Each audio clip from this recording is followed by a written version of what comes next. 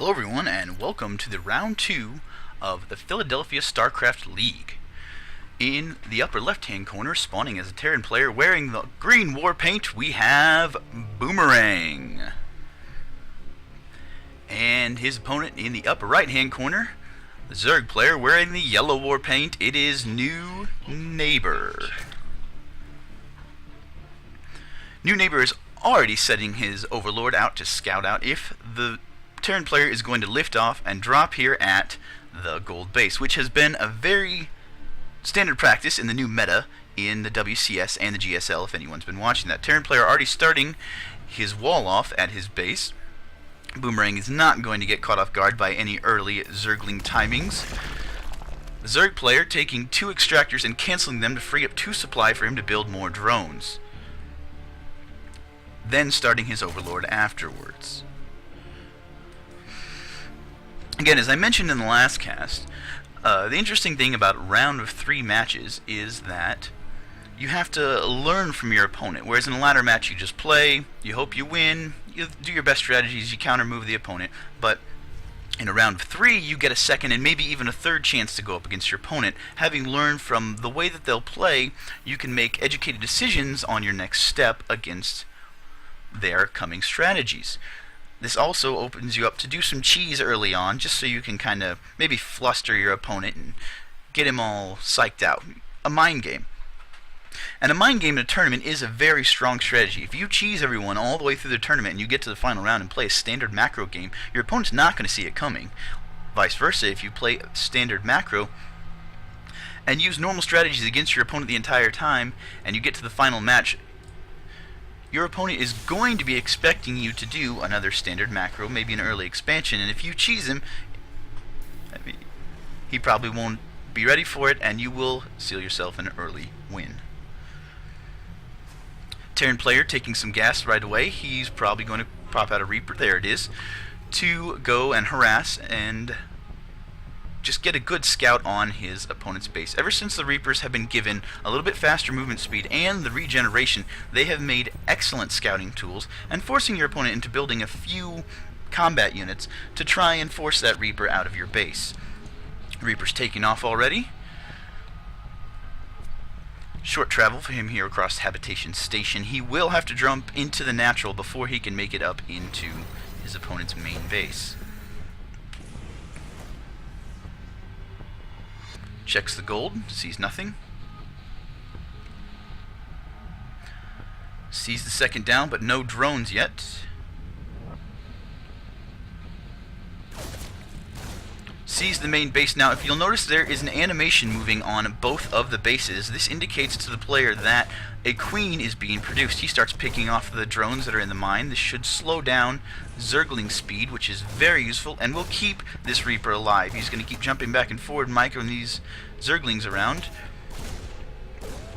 Little scoot and shoot. Second Reaper joining the fun.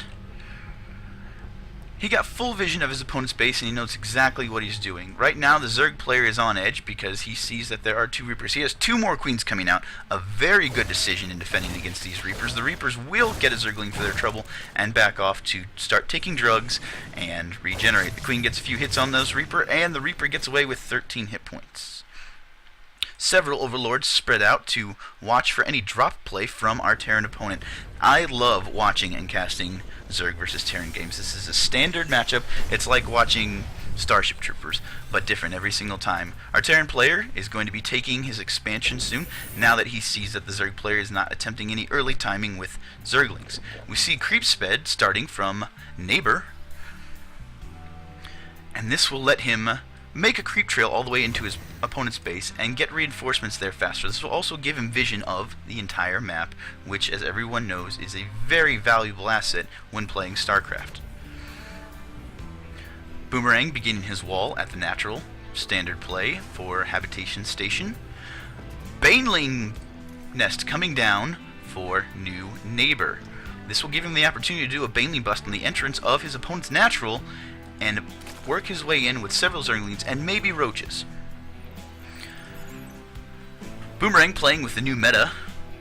2 or 3 Reapers with a handful of Hellions to go in and harass, maybe take down a few Queens, bring down his opponent's economy by sniping drones. I don't believe that the Zerg player is going to be ready for this. The superior movement speed of these units makes them very annoying. They'll pick off the Zerglings at the middle. They can scoot right past the Queens, but the Queens have extra armor, so these light damaging units will not be able to effectively fight the Queens unless there is some good micro with the Reapers to absorb the damage and then back up and heal. Zerg player taking his third at the gold, very standard play and a good decision. We see the creep spread coming down. The Queens are going to pinch these units in, get some good hits off. We see 2 Hellions go down, and maybe if he can get himself a surround, he can pick off a Reaper for his troubles. The Reaper and the Hellions get away. Hellion almost destroyed. Let's see what the players have lost in these little skirmishes. 14 units killed by Boomerang, mostly Zerglings. Resources about even. Pretty standard pokeouts. Not too much done, not too much to worry about. Banelings spawning for the Zerg player. This will be very devastating for his light armored harass coming in right now. More Hellions streaming across the map. And a third command center being built for the Terran player. He might be taking the gold base on the back of this very annoying harassment. Has the Terran player seen the third base for the Zerg? He has not, but he might soon. We have a single Viking, thinking of Brood War, taking out Overlords. This will open him for some drop play later in the game. Good connections with these flamethrowers on the Zerglings and drones that are running by. The Terran player is supply blocked at the moment. Quick retreat. Drones going back to work at the gold base. Will the Zerg take a fourth? Both players floating an awful lot of minerals at the moment. Spire going down for the Zerg player. Now we don't see roaches or Hydralisks yet. It looks like our Zerg player is planning on doing a Mutalisk switch and catching his Terran opponent off guard. If the Terran keeps producing Hellions and Reapers, he will not be able to handle an upcoming Mutalisk switch. Queens getting good connections on the Hellions, trapping a Reaper and killing him. Supply advantage for Boomerang, who is starting to bring out medevacs, and a drop in the gold base. Marauders well defended here in the corner. Zerglings can't get that full surround, and a hot pickup, and they are out of there. Centrifugal hooks coming in, centrifugal hooks, sorry, coming in for the Banelings. This will give them a better chance to make good connections on those very, very juicy bio units for the Terran player. We see the Mutalisks being built for our yellow Zerg. 2 evolutions chambers coming down. Very good decisions. No +1/+1 yet for the Terran player. Does he have... He has 2 engineering bays, but they are currently not being used. Oh, I apologize. We have +1/+1 just started. Hellions coming out. The Terran player has good map presence. He is keeping the Zerg on his heels and forcing him to counter against all this Hellion harass or risk losing drones. The Mutalisks find the SCVs and they do not escape right away.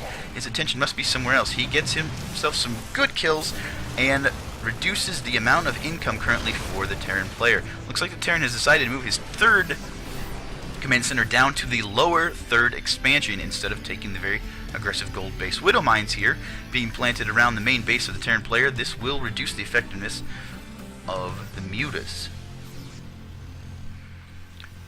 Muta looking to poke in at the front. He sees a couple Vikings. He's got some SCVs transferring down to the third. He might be able to pick off a few. Just a little bit of harassment going on. More Mutas being built by the Zerg player. This will get very annoying for the Terran eventually. We see missile turrets coming down. A good reactive decision. I believe the Zerg player is floating a little bit too much minerals at the moment. He should probably put down a macro hatchery or a fourth and maybe even a 5th base to ensure that he has plenty of units to defend against this growing ball of Terran oppression. And the Zerg player is droning up. Army supply significantly in favor of Boomerang, and he is moving out to take the advantage he has. He should get there right as 1-1 finishes, giving him an advantage. quick scan, start clearing up a bit of the creep's bed, catches the queen out on her own. Zerglings come flowing in. Good connections with the banelings. The Hellions turned into Hellbats and burn those Zerglings down. Mutalisks don't stand a chance against 1-1 Marines with Medivacs to heal them. He's moving into the third base. 14 Zerglings coming out for the Zerg player. Will it be enough to stop this harassment? The drones are running by, but getting absolutely demolished by this early aggression bio army. The third base will go down, and there is nothing he can do about it. Scan to see if there's any attacks coming in on the back. Banelings with a bit of Mutalisks. Banelings making a connection against the Marauder. Not the best exchange you would like. GG called by NewNeighbor. Round 1 for the best of 3 in this round of 18 for the Philadelphia StarCraft League goes to Boomerang.